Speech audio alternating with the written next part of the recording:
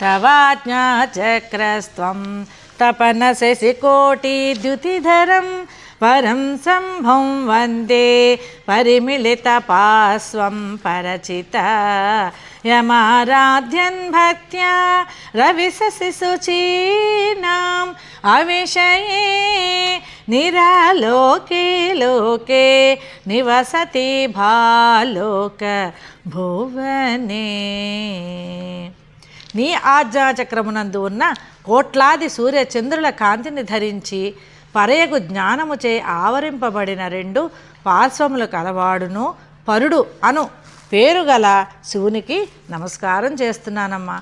ఏలైనా ఏ శంభుని ప్రీతితో పూజించు సాధకుడు సూర్యచంద్రాగ్రలు కూడా గోచరము కానిదయి బాహ్య దృష్టికి కానరానిదయి ఏకాంతమైన సహస్రదళ కమలమునందు నివసించుచున్నాడు తల్లి.